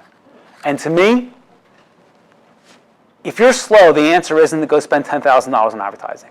It's not. To me, you're better off spending $5,000 going on vacation and going to some log cabin and producing voracious amounts of content, just endless content, coming back and just putting that content out. That's a better use of your money. It really is. Again, advertising alone will not pull your firm out of a tailspin. It just simply will not do it. Okay, so if you think that, hey, we're really in a rut, we're in a slump, let's go spend $10,000 on Facebook ads. That'll fix it. It's not. Okay, what is going to fix it is looking at all the contacts your firm has and putting out something that people are going to find valuable. Not only is it good for your own business, it creates a marketability for your own personal practice and your own portability. That's always a thing about attorneys. It's portability. Can you take your practice someplace else? Look, I'm in practice for myself. I love being in private practice, but I know that my list is valuable to me, and it's valuable to a firm. Okay, so my list, whatever it is now, it's a list of contacts of people that I've done work with, that people who will hire me and will hire a firm that I'm associated with. So the point is that there is value in your list. Don't underestimate it. Sources of influence, it goes beyond just attorneys. Doctors, small business owners, grocery stores, food. I mean, again, if you're putting out something, a newsletter, talk to people who do other things and include them. Tracking numbers. Again, to me, all your marketing channels should have separate numbers. There's a company out there called CallFire where you can buy tracking numbers. So they can, I don't understand the science really, but they can kind of, different phone numbers will all go back to your law firm, but at least you'll know. If you look at our marketing, my business cards, my newsletters, my emails, my website, everything has a different number. We have a main phone number of 215-755-9000, but the emails, the newsletters all have a random number. And the point is, the reason is because I want to know where the calls are coming from. So I can tell you exactly how many calls over the course of the year I get from my website, from my newsletter, from my mailing list. I know exactly where things are coming from. Now look, I do get calls probably that are coming from the main number, but it's a small amount. For the most part, we have tracked every call that comes from our law firm, and my assistant knows that when a person calls our office, the number one thing that I want, before you do anything else, before you even give me the sheet, where is the intake sheet? I want the intake sheet, I want it scanned in, I want it maintained, I want it. I want the information. Before you do anything else, I don't want to hear about filing, nothing. I want the intake sheet. Okay, so in my office, it's the most important part of our practice, the intake. And in a lot of practices, it should work that way. Okay, as far as solicitation, again, we can't solicit. Okay, we can't solicit people who we have no connection with. Okay, so in criminal defense, we can't go to the prisons and start just seeing random people. Okay, we just can't do that. Okay, we have to have a connection. And now look, I've seen people do that. It's against the rules, but the point is that there has to be a connection. Okay, so the way you establish that connection is through your list. So if I send an email to Brian forwards it to his friend calls me. That's the connection. All right, but it does not include written communication, direct mail, advertisements. Again, these are things that you can use. I'm not a big fan of direct mail. I think I'm more of a fan of establishing that relationship. But solicitation isn't as hard if you've established a relationship. If you're not establishing a relationship, if you're simply just relying on people just to call you because of some random meeting, that's not the way that you want to approach your practice. I say it right there. If your advertising isn't driving traffic and attempting to establish a relationship, it's a waste of time. It is. It is. If you're not doing something, if you're just putting out the ad, look at your advertising right now. If you're not asking people to do something, if you're not updating your website, if it's just simply call our office because we're good, it's not enough. Once your firm receives that email or that phone call, what is the next step? It's your intake. Intake. Now, look, in our office, we've changed our intake process over the years. It's gotten more complicated. It's gotten more efficient. We even have a drip campaign. If you call our office, and a drip campaign is basically a series of emails over the course of time. So if you call my office right now, and you give me permission to market to you, because you've given me your email address, there's permissive marketing and there's interruption marketing. Permissive marketing, Seth Godin, who's this professional marketer, if you will. He's written a bunch of books, Purple Cow, Permission Marketing. If you read any of his stuff, his big thing is that you want to establish this relationship. But when you call our office and you enter into our firm, you will get a series of emails over the course of the next 6 months from our office.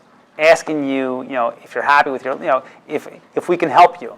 Read our latest blog, read our newsletter, get a copy of our book. We're asking people to do that because that's important to our practice. Okay, we want people to sign up for our information. Okay, because again, you may not hire us initially, but I think that if you're doing that properly, the sales part of your practice isn't so tough. I think attorneys sometimes, people, we hate the sales part of our practice. And again, I don't like it either. I can't stand being seen as a salesperson. And I don't want to be seen as a salesperson. I want to be seen as a person who's being hired because I have a grasp on an area that they have an issue with.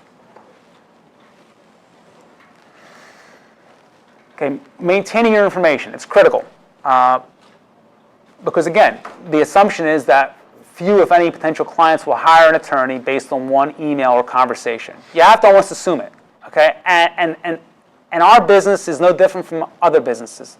Any service where you're asking a person to put a tremendous amount of faith in you or write you a check for a substantial amount of money, people are going to shop.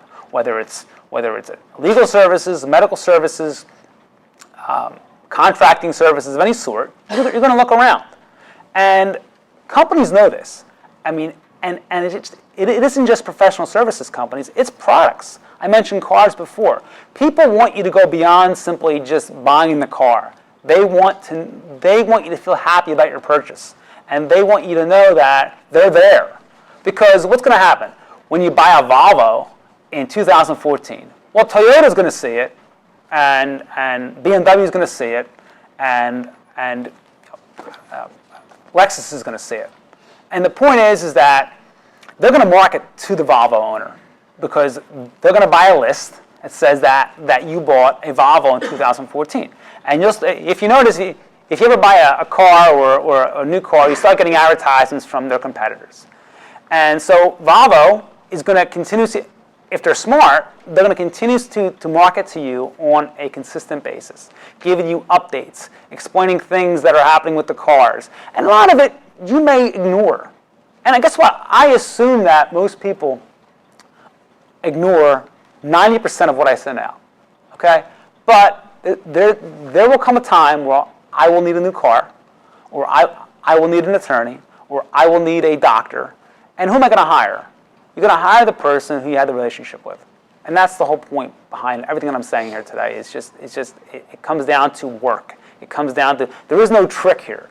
There is no special sauce that you can just add to your law firm and poof, here come the cases.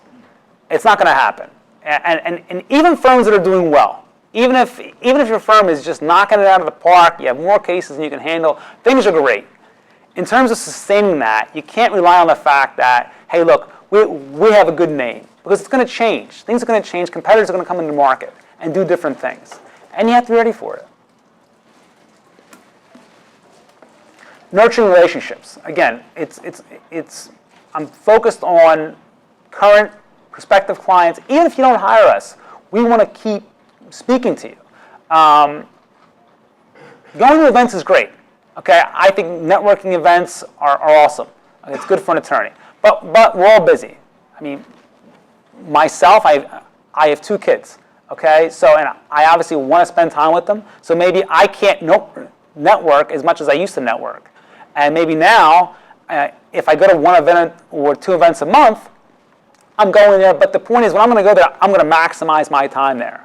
I'm going to give a business card. I'm not going to be a salesman. I'm going to talk about my practice in a positive way. And again, I want to establish that relationship. And once I have the relationship, I want to go beyond simply giving a person a holiday card or sending. At my old firm, I remember the partner there used to give out candy. It was a big candy jar. And we used to give these candy jars out in December. I felt like saying, I said, why are we just giving candy in December? Give updates. Give something more than just the candy. People, say thank you. It's nice.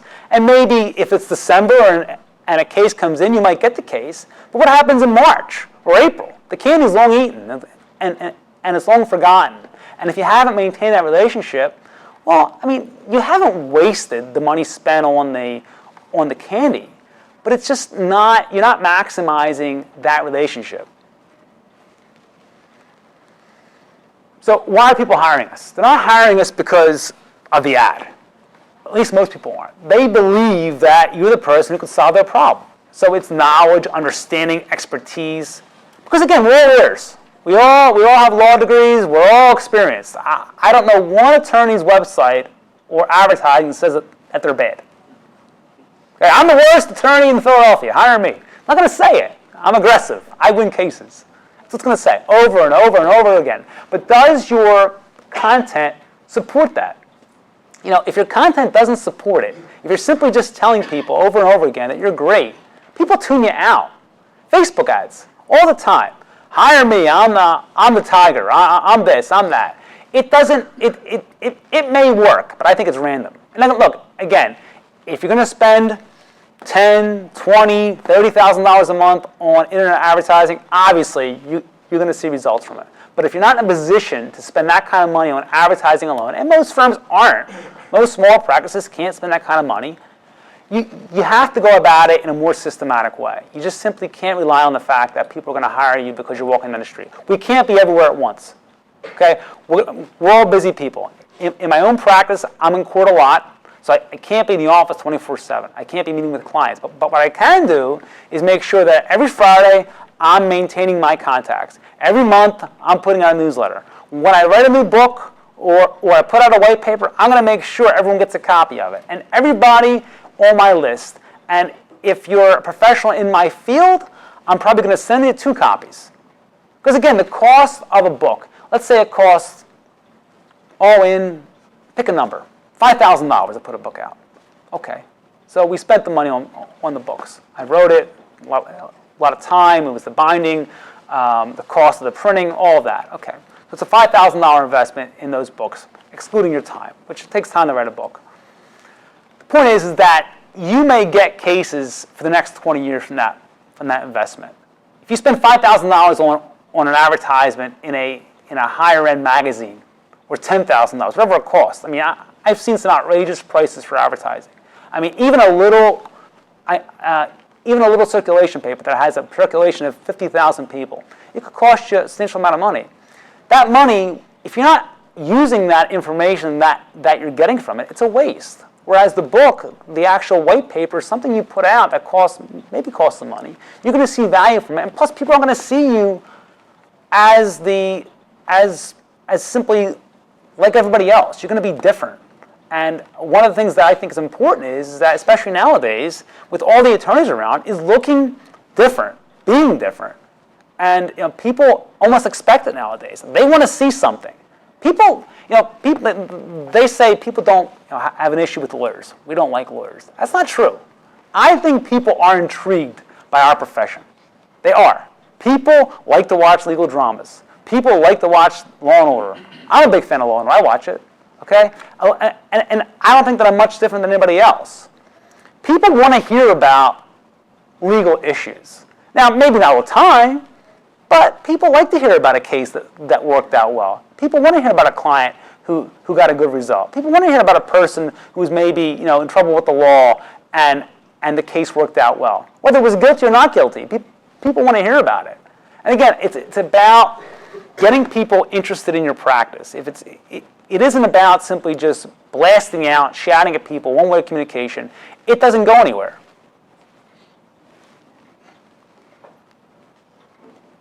So the best clients are the ones that are nurtured over time. I mean, I believe that. Direct mail, you can buy lists.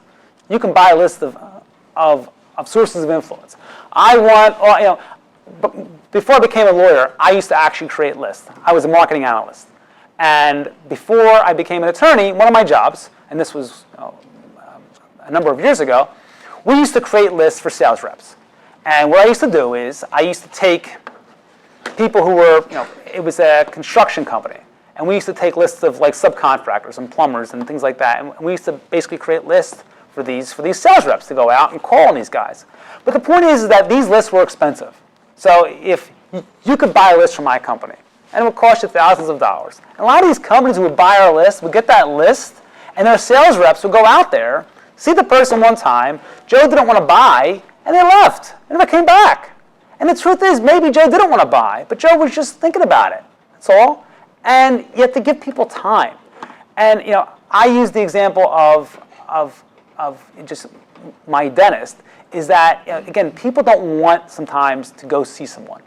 It's procrastination. It's like estate planning or even criminal. In the criminal defense world, we frequently get continuances, long continuances. Judge may say, Mr. Smith, why don't you go out and hire a lawyer? I'm going to give you 60 days. Now, to us as attorneys, 60 days is just a deadline. It's normal. We hear it all the time. 60, 90 days. But for the average person, 90 days, I have plenty of time. I'm not going to hire a Gambone now. So they may see me in March, and then may say, you know what, I can't afford Gambone right now, but I'm going to go to loan on Monday. So they go into court and they see Judge Smith, and Judge Smith says, Mr. Jones, you got to hire a lawyer. Jones isn't going to run out there and just hire a lawyer. He's going to sit on it for like 30 days, 60 days. He may go out with his friends and do whatever. The point is that come week, 2 weeks before, prior to having to go back to court, well, then he's going to be upset because he needs a lawyer and he needs somebody. And he is in a position where he has to hire someone. Now, who's he going to hire? Is he going to hire the random person who just he meets on the street? Maybe. It may be pure luck. He may just walk down the street and meet Attorney Jackson, who just happens to be in the courtroom. That may happen. But I believe that there's a good possibility he's going to hire me because I've not only spoken to him, he knows me. He knows me not in a personal sense, but in reality, he does kind of know me personally because he has all my information. And he sees me more than just a guy who's charging him thousands of dollars. He sees me as a guy who really actively is taking interest in his issue. I just said it before. Competing on price, it doesn't work because it's the easiest thing to change. It's the easiest thing to change in your practice. If you're in a position where your practice works off of billable time or works off retainers, the easiest thing to do is change your price. And I think if you're competing on price, it's just awful. You don't want that person. We've all been hired by those people, I think. But what happens is, if a person walks my office and is giving me their last $1,000, I don't want that person. I think it's a disaster waiting to happen. If a person wants to leave, fine. I don't want a person to hire me because I'm less expensive than, say, Dino. I want them to hire me because they firmly believe that I'm a good lawyer and I can solve their problem. It's more than just price. We are selling and marketing professional services. We're not selling apples at Walmart. We're not doing that. Okay? This is a professional service. People should see that. And I believe that a person's in my office, they're there because of an issue that's going to cost them more than what they're going to spend with my office. A few years ago, I put out you may have seen, maybe not my ads, but other ads about DUI. What a DUI really cost? The DUI costs you a lot more than the $5,000. It costs you $50,000. And in fact, I put out a stat to my clients that a DUI, in my opinion, could cost you $1 million. To me, if you're a professional person and you get a DUI and it's not handled correctly, it will cost you $1 million. Over the course of your lifetime, it will cost you $1 million. And I broke it down to people by just percentages. And what I said was, what is the cost of you having a criminal record in your career? What is the cost of having this negative perception of you in the community? What is the cost of maybe not getting into a certain program or school over the course of your life? So if I'm asking you for $5,000, yeah, it's $5,000, but 20 years from now, it could cost you $1 million. Because now, because of that DUI, and I'm using DUI as an example, but there are some professions. I was in the military, and I'll tell you that we had a lot of officers who had knocked out careers. We had high-grade officers who got a DUI, and it tanked their career. So and because it wasn't handled properly. They were on vacation, they got a DUI, and had they hired just a different lawyer, perhaps it would have worked out better for them. But here, they didn't, and because of that one kind of minor criminal offense, it substantially hurt their career. And to me, it cost them possibly $1 million. So to me, I'm not afraid to use strong language like that with the client. It's not salesy, it's reality. I mean, for a lot of people, having a criminal offense is really career killer. It's an absolute killer. So I think you have to be conveying that in your content, but not in a sales approach, but just through an approach that just educates someone on the importance of the issue beyond simply giving you a substantial amount of money. And again, I believe this. Clients will find the money if they have confidence in you and your abilities. And I read something sometime that says consumers will buy when value exceeds price. And have you ever been fired by a more expensive law firm? I have. Okay, I've had clients who may not have fired me, but who've gone with lawyers who are much more expensive than I am. So why did they hire that person, not me? Because they believe that person could do something that I couldn't do. Look, I mean, again, I'm not upset, but and that brings up a different point. If you lose a client or you lose a prospect, don't get upset. Don't call. Don't badmouth the other lawyer. I've had that experience. I've had lawyers, who obviously I'm not going to mention, but the point is that if you lose a client, lose a prospect, don't get angry. Look at your own system.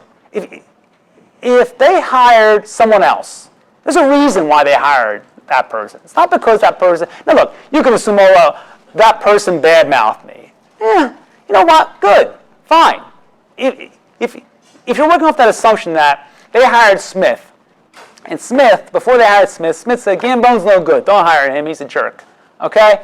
And just because of that one comment, they hired Smith, well, then I didn't do enough to nurture that client or that prospect. I obviously did something wrong. I didn't give them the information that they were looking for. Because I believe, even if Smith calls me a jerk, but Jones, the client, has gotten my newsletters, my books, he's not going to believe Smith. He's just not going to do it. He's going to say, wait a second, Smith's calling Gambone a jerk, but Gambone's got 45 client reviews online. Everybody likes him. He's got books. He's got emails. He was in the military. He's a solid guy. What's Smith's problem? And really, what's going to happen is the first time Smith drops the ball, what's going to happen? Okay, there's always issues in a legal case. The first time, he's going to say, you know what, Smith? I'm going to move on. And who do they hire next? Well, I like to assume it's going to be me.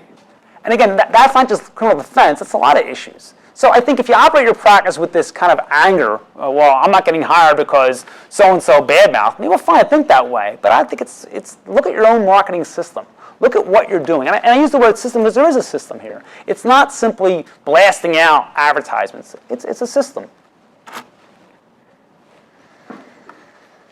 Regular updates, on and offline. I'm a firm believer of it. Okay, fields of specialization. You can't call yourself an expert unless you're in certain practice areas, 7.4. Again, we can't call ourselves specialists, but people want to hire an expert. They want to know that who they're hiring is the expert. They want to hire the guy or the gal. They want something more than just, again, the sales approach. The avatar client. We have one in our office, okay? Avatar client. Who is your ideal client? So if you leave here today, think about who do you want walking in your door? Who do you want? The age, the income level, the education, profession, marital status, who do you want? To me, my favorite client, a small business owner. I love small business owners. I think it's the best kind of client because they understand that legal services are an investment. They understand. So if I'm asking for a substantial amount of money for a DUI or a drug case, they know that this is an investment. It's not just a fee that you're paying. So to me, my ideal client is a small business owner with upward mobility. That's what I want in my office. So a lot of my marketing, a lot of my content is focused on that person. Okay? Because I want those people in my office. Look who you want in your office and then write your content based on that. And ask yourself, would your ideal client find this information engaging? How often are you creating content for the ideal client? I just said that. Why hire you? What is your unique selling proposition? What's your competitive advantage? In my firm, competitive advantage is content. Okay, nobody will put out as much content as me, and it's consistent again and again and again and again. It doesn't stop. I'm not ragging on general service law firms, but I think it's a bad marketing tactic. I think it is. Full service, nobody wants full service. Now, if you have 100 attorneys, 50, you can be full service. But to me, the worst type of practice is that I handle civil and criminal. Well, if you're saying that, if you honestly believe that, your content should reflect it. So if I'm going to say that I do personal injury cases, which I don't do, and I do criminal defense, but all my content, everything that I put out is about criminal defense, well, I don't do personal injury. I may handle those cases, but the clients don't. People, why hire me? Because again, how am I showing that I have an expertise in this area? You're not. Your content's not supporting your advertising. I can spend $25,000 on personal injury ads. I win cases. Okay, and maybe I get a few cases in. But again, people are going to shop around. And people are going to hire more on just looking for the person who can solve their problem rather than simply looking for the good advertisement. And again, I think that if you have a law firm where you're advertising yourself as a general practice firm, you have to kind of support it. So if you have different attorneys handling different things, that's fine. But to me, advertising yourself as a full service practice or I handle everything, I think it's when big brands try to do different things. Like you take a luxury car like a Mercedes-Benz, okay? And Mercedes used to be, and still is to actually some degree, but whenever they put out cars that are kind of lower priced cars, well, most people buy a Mercedes or a Jag, they want to buy it because it's a certain status symbol to have that car. So if you have the same car as everybody else, well, maybe I don't want the Benz. I want the Lexus or something else. People don't want the general. They want that expertise. They want that specialized service or that product.